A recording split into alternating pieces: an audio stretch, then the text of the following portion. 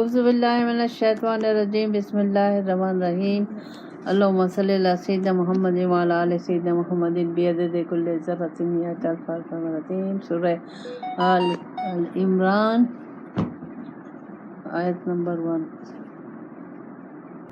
سورہ آل عمران الف لام میم، اس کا معنی اللہ جانتا ہے، لیکن اس وقت کے جو لوگ تھے وہ لوگ جانتے تھے۔ اللہ لا الہ الا هو الحی القیوم، ایک اللہ وہی ہے بندگی کے قابل، وہی ہے پوجنے کے قابل، سوائے اس کے اور کسی کی بندگی نہیں ہو سکتی۔ وہ کون ہے؟ حی، وہ زندہ ہے، وہ کسی کی وجہ سے زندہ نہیں ہے، وہ خود زندہ ہے، وہ یعنی کسی کوئی روح یا ایسی کوئی چیز نہیں ہے، یا کسی سے پیدا نہیں ہوا، وہ خود زندہ ہے، اور اس کی وجہ سے ساری کائنات، حی القیوم قائم ہے، یہ ساری کائنات جو ہے اسی کی وجہ سے چل رہی ہے، سارے کائنات کا نظام اسی کی وجہ سے قائم دائم ہے، انسان کی زندگی اسی کی وجہ سے ہے۔ تو اللہ کے سوا اور کوئی بھی بندگی کے لائق نہیں ہے، اللہ تعالیٰ کہتا ہے۔ تو اب ایک ایسا اللہ جس نے ہمیں پیدا کیا، اب یہاں ہمیں سوچنا چاہیے کہ ایک اللہ جس نے ہمیں پیدا کیا اور جس مقصد کے لیے پیدا کیا، اور وہ مقصد ہم جان نہ سکے، کیوں کہ اس میں ایک لفظ ہے الہ۔ اب الہ کا مطلب اللہ بھی ہے اور غیر اللہ بھی ہے، یعنی آپ جس کی بندگی کریں گے، جس کا کہنا مانیں گے، جس کو مقصود زندگی بنائیں گے، وہ آپ کا اللہ ہے، وہ آپ کا خدا ہے۔ تو ایک اللہ اس کا نام ہے، لیکن الہ جو ہے وہ اس میں یہ ہے کہ جو اب جیسے مشرک ہیں وہ اللہ کے سوا اور بتوں کی پوجا کرتے ہیں، لیکن اللہ تعالیٰ کہتا ہے کہ نہیں، پوجا کرنے کی یعنی پوجا کا مطلب بندگی، اس کی بندگی اس کے سوا کوئی بندگی کے قابل نہیں ہے۔ وہ زندہ ہے اور اس کی وجہ سے ہر چیز زندہ ہے، وہ قائم ہے، وہ سارا نظام اس کے ہاتھ میں ہے، سارا دنیا کا کائنات کا سارا نظام اس کے ہاتھ میں ہے۔ اور ایک ایسی ذات کو ہم نے چھوڑا ہوا ہے، پہچان ہم نہیں پہچانتے، ایسی ذات کو ہم ابھی تک نہیں پہچانتے کہ وہ کون ہے، بس اتنا جانتے کہ وہ اللہ ہے، اور اتنا جانتے کہ اس نے پیدا کیا، لیکن پیدائش کا مقصد نہیں جانتے۔ جب تک ہم پیدائش کا مقصد، اپنی پیدائش کا مقصد نہیں جانیں گے، ہم اس دنیا سے فائدہ نہیں اٹھا سکتے، ہم اس آخرت میں اللہ کا دیدار حاصل نہیں کر سکتے، ہم جنت الفردوس حاصل نہیں کر سکتے۔ تو ہماری پیدائش کا مقصد دنیا نہیں ہے، ہماری پیدائش کا مقصد صرف اللہ ہے، اللہ کی ذات ہے۔ تو اللہ کو پہچاننا، اللہ کے رنگ لینا، اللہ کے رنگ میں رنگنا۔ تو اللہ تعالیٰ نے مجھے عقل اسی لیے دی ہے کہ میں اپنی ذات کو بھول کے اللہ کی ذات کو ڈھونڈوں اور اس میں اس کے رنگ میں رنگ جاؤں، یعنی اس کی صفات اپنے اندر پیدا کر لوں۔ تو اب اس کے لیے جب تک ہم اس کی صحیح معنوں میں اپنے کو نہیں پہچانیں گے، اس کو نہیں پہچان سکتے، نہ اس کی ہم صحیح معنوں میں بندگی کر سکتے ہیں۔ اس وقت مسلمانوں کی جو حالت ہے وہ آپ لوگوں کے سامنے ہے، ہم اسلام سے بہت دور ہیں، ہم اللہ سے بہت دور ہیں، زبانی بہت ہے، لیکن جس وجہ سے اللہ تعالیٰ نے مجھے پیدا کیا وہ مقصد ہم نہیں جانتے، اور پھر جب وہ مقصد نہیں جانتے تو ہماری اللہ سے ملاقات نہیں ہو سکتی قیامت کے دن، ہمیں جنت الفردوس نہیں مل سکتی جب تک ہم اپنی پیدائش کے مقصد کو نہیں جانیں گے، جب تک ہم اللہ کی بندگی نہیں کریں گے۔ تو اب اللہ تعالیٰ فرماتا ہے کہ یہ نزل علیک الکتاب بالحق، آپ پہ جو میں نے یہ قرآن نازل کیا، یہ حق ہے، یہ حقیقت ہے، یہ سچی ہے، اور مصدقا لما بین یدیہ وانزل التوراۃ والانجیل، اور اس سے پہلے، قرآن سے پہلے جو جتنے بھی پیغمبر آئے ان کو جو کتابیں دی گئیں، چاہے وہ انجیل ہے چاہے وہ تورات ہے، یہ جو قرآن ہے اس کو اس کی تصدیق کرتی ہے۔ اب تصدیق قرآن اس کی تصدیق کرتی ہے، کیوں کرتی ہے تصدیق؟ یہ بھی ہمیں سمجھنا چاہیے کہ وہ اتنے تورات انجیل، ہم تو نہیں پڑھتے تورات انجیل، لیکن قرآن اس کی تصدیق کرتا ہے۔ اس کا مطلب یہ ہے کہ تورات انجیل اللہ کے تمام نبی حق پر تھے، اور ان کی جو اللہ تعالیٰ نے ان کو جو صحیفے دیے یا کتابیں دی، کتابی شکل میں جو کچھ بھی اپنا میسیج دیا وہ برحق ہے، اور وہ تمام اللہ تعالیٰ نے اس وقت کے لوگ اس کی قدر نہ کر سکے، اور اس میں انہوں نے اپنی مرضی شامل کر لی، تو اللہ تعالیٰ نے اس کو قرآن میں رکھ دیا، اور پھر اللہ تعالیٰ نے قرآن کی حفاظت کا ذمہ اپنے لے لیا۔ اگر یہ قرآن کا ذمہ، حفاظت کا ذمہ اگر اللہ نہیں لیتا تو ہم بھی اس کے ساتھ وہی حشر کرتے جیسے یہود اور نصارہ نے کیا، لیکن اس کا ذمہ اللہ نے لیا ہے، تو دنیا کی کوئی طاقت اس کا زیر زبر میں فرق نہیں لا سکتی۔ ہاں، ترجمے تفسیریں وہ تو ہم اپنی مرضی سے گھڑ سکتے ہیں، لیکن اس کا جو اصل معنی ہے، جو اصل مقصد ہے، وہ نہیں۔ اب اگر دیکھا جائے تو ہم قرآن کو نہیں جانتے، قرآن کے مقصد کو نہیں جانتے، اللہ کے کلام کو نہیں جانتے، اس کی گہرائی ہمیں معلوم نہیں ہے، ہم صرف تلاوت کر لیتے ہیں، حفظ کر لیتے ہیں بس، یا وظیفے بنا لیتے ہیں بس، یہ ہمارا کام رہ گیا۔ ہم قرآن میں ڈوبے نہیں ہیں، قرآن کے نقطوں کو ہم نے سمجھا نہیں ہے، قرآن کو اپنے اوپر ہم نے حاوی نہیں کیا، یعنی ہم اس کو اپنی زندگی میں نہیں ڈھالا۔ قرآن کو جب تک ہم قرآن کو اپنی زندگی میں نہیں ڈالیں گے، یعنی یا اپنی زندگی کو قرآن کے مطابق نہیں ڈھالیں گے، ہمیں جنت نہیں مل سکتی، ہمیں اللہ کا دیدار نہیں مل سکتا۔ کیوں کہ اللہ تعالیٰ نے یہ قرآن مجھے دیا ہی اسی لیے ہے، پیدا کر کے اسی لیے اس نے مجھے کہہ دیا تھا کہ ہدایت میرے ذمہ ہے اور میں بھیجوں گا۔ اللہ تعالیٰ نے پھر مجھے، میرے لیے رسول پاک صلی اللہ علیہ وسلم اپنے محبوب دیے، اور اپنا میسیج قرآن کی شکل میں رسول پاک صلی اللہ علیہ وسلم کو دیا، اور رسول پاک صلی اللہ علیہ وسلم نے عمل کر عملی شکل میں ہمیں قرآن پہنچایا۔ تو اب اگر دیکھا جائے ہم اپنی ذات پر نظر ڈالیں تو ہم قرآن سے بہت دور ہیں، ہر لحاظ سے ہم بہت دور ہیں۔ تو اب ہم کہیں کہ ہم نے صرف کلمہ پڑھ لیا ہے، لا الہ الا اللہ پڑھ لیا ہے، اور 5 وقت کی نماز پڑھ رہے ہیں، اور خیرات کر رہے ہیں، وظیفے کر رہے ہیں، اور حج عمرے کر رہے ہیں، ہم جنت میں چلے جائیں گے، یہ ہماری بھول ہے، یہ ہماری غفلت ہے، اور ہم نے اپنے کو بے وقوف بنایا ہوا ہے۔ تو اب اس بے وقوفی سے، اس غفلت سے نکلنے کے لیے ضروری ہے کہ حی القیوم کے ساتھ ہم جڑ جائیں، اس کو سمجھیں، اس کو جانیں کہ وہ کون ہے، اس کی کیا شان ہے، اس کی عبادت کس طریقے سے، اس کی بندگی کس کی طریقے سے کی جائے۔ اب جب ہم عبادت کا لفظ استعمال کرتے ہیں تو ہم نے وہ نماز، روزہ، حج، اس کو عبادت بنایا ہوا ہے، یہ عبادت ہے، لیکن وہ جو ہم کر رہے ہیں وہ عبادت نہیں ہے، وہ ہے عادتاً مسلمان پیدا ہو گئے تو عادتاً کرنا پڑ رہی ہے، اٹھک بیٹھک ہم کر رہے ہیں، اور دیکھا داکھی ہم کر رہے ہیں، ہمارے بڑے کرتے ہوئے آئے، لیکن ہم نے اس کے گہرائی میں نہیں گئے، اس کے نقطوں کو نہیں سمجھا، اللہ کو نہیں پہچانا۔ تو اللہ کو ہم جب تک نہیں پہچان سکتے جب تک ہم اپنی زندگی کا مقصد نہیں پہچانے۔ اب ہم اس میں ہیں کہ میں لڑکی ہوں، میں لڑکا ہوں، میں جوان ہوں، میں بوڑھا ہوں، میں یہ ہوں، میں اب یہ اللہ تعالیٰ کو اس چیز سے کوئی اصل جو ہے، اللہ تعالیٰ نے روح دیے، اپنی روح ہمیں عطا فرمائی ہے، اس روح کو پہچاننا ہے۔ جب ہم اس روح کو پہچانیں گے تو پھر ہم اللہ کو جان سکیں گے۔ تو اللہ تعالیٰ نے میرے اندر روح پھونکی ہے اپنی، تو اگر دیکھا جائے تو کیا میں نے اس روح کی اس کو فیل کر رہی ہوں، میں اس کو میں جانتی ہوں کہ وہ روح کیا ہے؟ اللہ کا نور ہے۔ قرآن کیا ہے؟ اللہ کا نور ہے۔ رسول پاک صلی اللہ علیہ وسلم کیا ہے؟ اللہ کا نور ہے۔ تو وہ جو نور، جب تک نور ہمارا عمل اللہ اور رسول کے حکم کے مطابق اللہ کی بندگی قرآن و سنت کے مطابق نہیں ہوگا، ہمیں تو وہ نور نہیں مل سکتا، ہمیں وہ نور نہیں ملے گا، ہم اللہ کو نہیں پہچان رہے، ہمیں وہ نور نہیں ملا، ہم رسول پاک صلی اللہ علیہ وسلم کو نہیں پہچان رہے، ہمیں وہ نور نہیں ملا، ہم قرآن کو نہیں جان رہے۔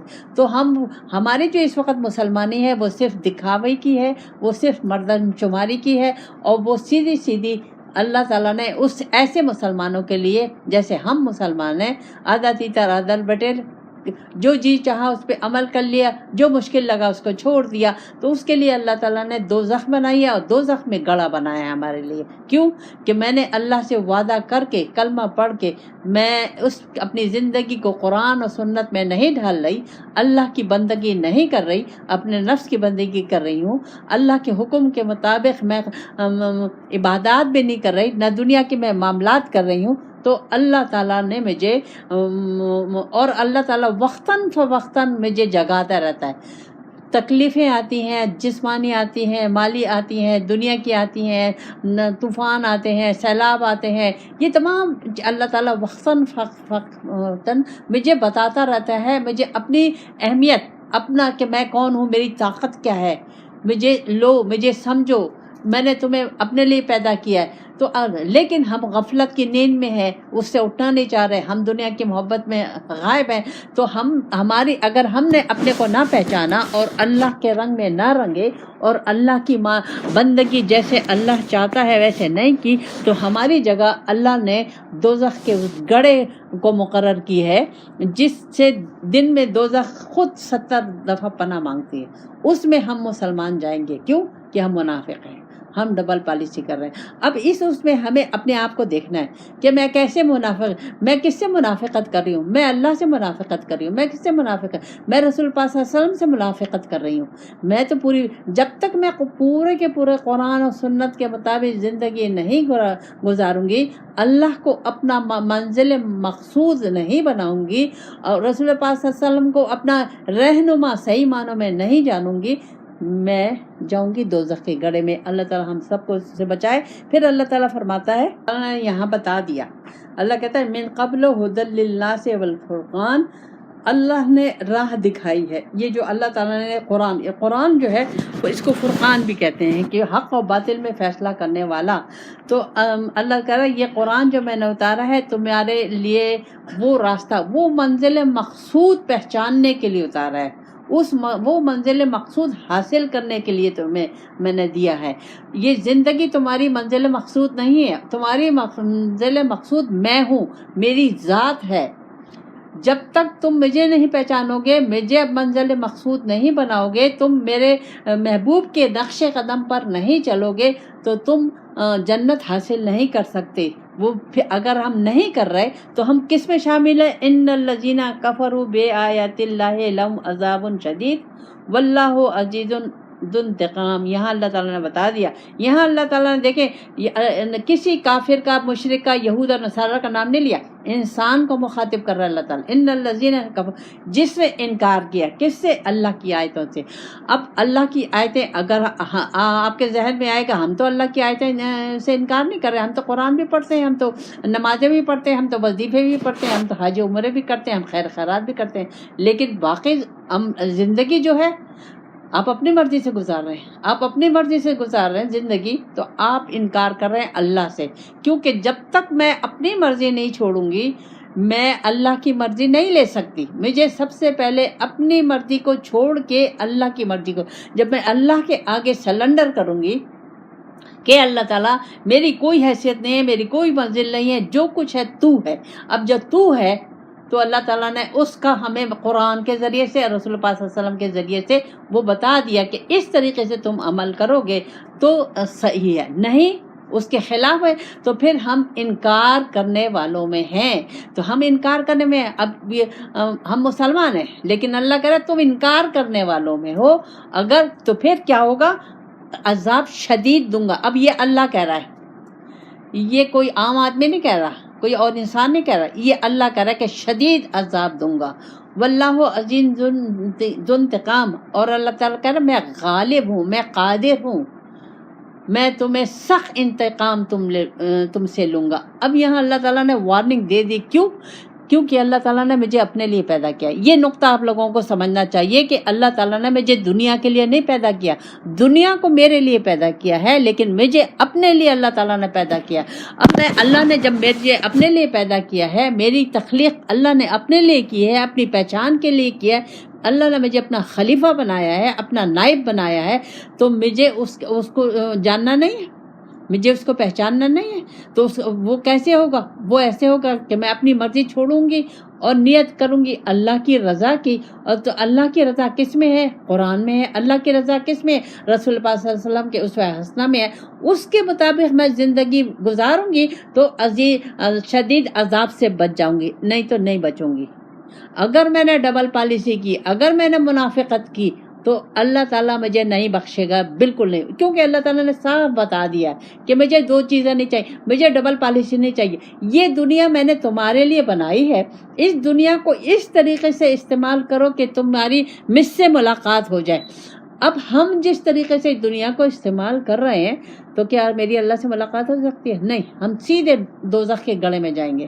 کیوں؟ کہ میں اپنی مرضی سے زندگی گزاری ہوں, اپنی خواہشات, پوری زندگی ہر چیز صبح سے لے کر شام تک, پیدائش سے لے کر موت تک میں اللہ کو نہیں پہچانی, اللہ کو میں نے مقصد زندگی نہیں بنایا, میں نے اپنی مرضی نہیں چھوڑی, اپنے نفس کی کو سنتی رہی, میں دنیا والوں کو سنتی رہی, دنیا سے محبت کرتی رہی. حالانکہ اللہ تعالیٰ نے مجھے دنیا کے لیے نہیں پیدا کیا, مجھے اپنے لیے پیدا کیا. دنیا میرے لیے پیدا کی ہے, دنیا کی ہر چیز مجھے استعمال کی اجازت ہے جس کا اللہ نے حکم دیا ہے, لیکن اس کو اس طریقے سے استعمال کیا جائے کہ رب مل جائے, وہ نور مل جائے. وہ نور ملے گا تو پھر مجھے وہ نور کی آنکھیں ملیں گی, تو وہ نور کی آنکھیں ملیں گی تو پھر میں اللہ کا دیدار کر سکتی ہوں اور میں جنت الفردوس میں جا سکتی ہوں. جنت کا معنی کے لیے مجاہدہ ہے, جد و جہد ہے ساری زندگی. دوزخ آپ فری کما لیں, دوزخ آپ کو فری ملے گی, کیونکہ آپ اپنی مرضی کر رہی ہیں. تو دوزخ میں سیدھی دوزخ میں جائیں, بغیر کسی تکلیف کے دوزخ میں جائیں گی. اب کیونکہ اللہ تعالیٰ نے کہہ دیا میں شدید عذاب دوں گا. اب عذاب اگر معمولی سے بھی دیکھیں تو ایک آپ فیل کریں, ایک لو پہ, آگ کی لو پہ جو آگ جل رہی ہے اس میں ہاتھ رکھ کے دیکھیں, آپ برداشت کر سکتی ہیں. اور وہ آگ, وہاں کی آگ ایسی نہیں ہے, اور وہاں ایک عذاب نہیں ہے, عذاب پہ عذاب ہے, عذاب پہ عذاب. اور پھر وہاں موت بھی نہیں ہے. اللہ تعالیٰ جسم جل جائے گا, دوسری کھال دے دے گا پورا کچھ. تو ہمیں سمجھنا چاہیے, جاننا چاہیے کہ اللہ کون ہے. اللہ وہ نہیں ہے جس کی میں عبادت کر رہی ہوں. میں اپنے نفس کی بات کر رہی ہوں. میں نے اپنے نفس کو معبود بنایا ہوا ہے, میں نے اپنے نفس کو خدا بنایا ہوا ہے. مجھے غفلت کی نیند سے اٹھنا ہوگا. پھر اللہ تعالیٰ فرماتا ہے, انہوں نے ایک اور صفت بتا دی. اللہ کہہ رہا ہے ان اللہ لا یخفی علیہ شیء فی الارض ولا فی السماء. اللہ کہہ رہا ہے مجھ سے کوئی چیز, زمین آسمان میں کوئی چیز چھپی بھی نہیں ہے.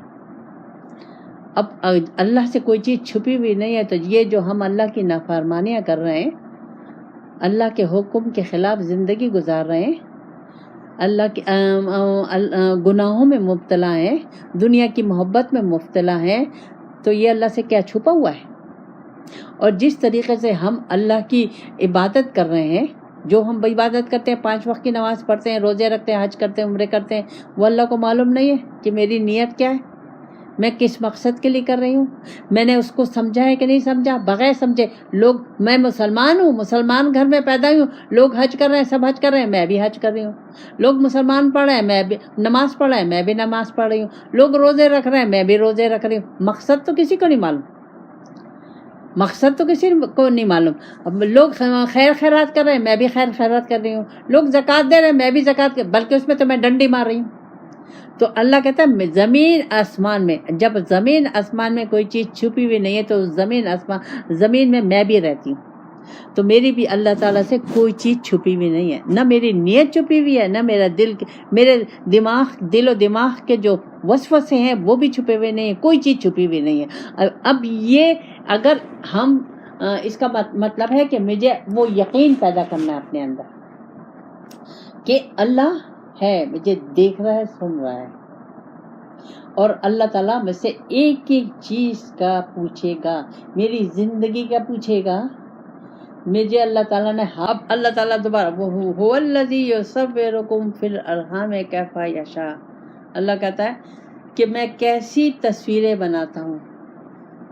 جو انسان بچہ اللہ تعالیٰ عورت کے رحم میں جو جس طریقے سے نطفہ ڈالا جاتا ہے، کس طریقے سے کن کن مراحل سے وہ چلتا ہے، بچہ بنتا ہے، اور کن کن اندھیروں میں وہ رہتا ہے، کیسے اس کو خوراک پہنچائی جاتی ہے، کیسے اس کی شکلیں بنائی جاتی ہیں، کس طریقے کا اندھا ہے، لولا ہے، لنگڑا ہے، کس طرح، یہ سب اللہ کو معلوم ہے. وہ اس کی مرضی ہے کہ وہ بیمار پیدا کرے، تندرست پیدا کرے، اندھا پیدا کرے، لنگڑا پیدا کرے، یہ سب طاقت اس کی ہے. ایک عورت کے پیٹ میں 7 پردوں کے اندر اللہ تعالیٰ، یہ اب اللہ کی شان ہے. تو اسی لیے اللہ کہہ رہا ہے کہ تم مجھے لے لو، مجھے جان لو، میرے رنگ میں رنگ جاؤ، تو تم میں بھی وہ صلاحیتیں. اللہ کی رنگ کیا ہے؟ اللہ رحیم ہے، رحمان ہے، غفور ہے، عزیز ہے، حکیم ہے، یہ تمام اللہ کی صفات ہیں. تو اب ان اللہ کے یہ جو نام ہے، اللہ مجھے کہتا ہے صبغۃ اللہ، میرے رنگ لے لو. یہ اللہ کے رنگ ہے، یہ اللہ کی صفات ہیں. اب یہ مجھے اللہ کہہ رہا ہے تم لے لو، تو میں کیسے لوں گی؟ وظیفے کر کے لوں گی؟ نہیں، میں اس سے سب سے پہلے اس نیت بناؤں گی، اور پھر اس کو مقصد زندگی بنا کر اپنی مرضی چھوڑ کر اس کی رضا کو لوں گی، اس کی مرضی کو لوں گی، اور اس کی مرضی کے مطابق، اس کی رضا کے مطابق صبح سے شام تک، پیدائش سے موت تک، ہر کام، اٹھتے بیٹھتے، کھاتے پیتے، شوہر کی خدمت، ماں باپ کی خدمت، بچوں کی خدمت، جاب کرنا، بزنس کا، سب اسی کے حکم سے. یہ سب اسی کے حکم سے ہوگا، اس کی مرضی سے ہوگا. یہی نیت ہوگی جو کر رہی ہوں رب کو راضی کرنے میں. اب ان تمام چیزوں سے، یہ جو ڈیوٹیاں دے رہی ہوں، اس سے میرا مقصد رب کی رضا ہے. اچھا، میرا مقصد، میں صرف نیت سے بات نہیں ہوگی، اب رب کی رضا ہے، تو اب میں دیکھوں گی رب مجھ سے کیسے چاہتا ہے کہ کیسے جاب کروں، مجھ سے کیسے چاہتا ہے کہ میں بیوی کی حیثیت سے کیسے کام کروں، ماں کی حیثیت سے کام کیسے کروں، بہن کی حیثیت سے کام کیسے کروں،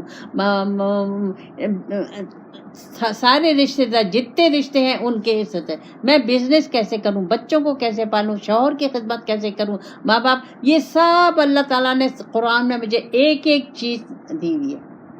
ایک ایک چیز کا سوال جو میرے ذہن میں آئے گا، وہ اللہ تعالیٰ ایک ایک چیز کا مجھے سوال دیا ہے.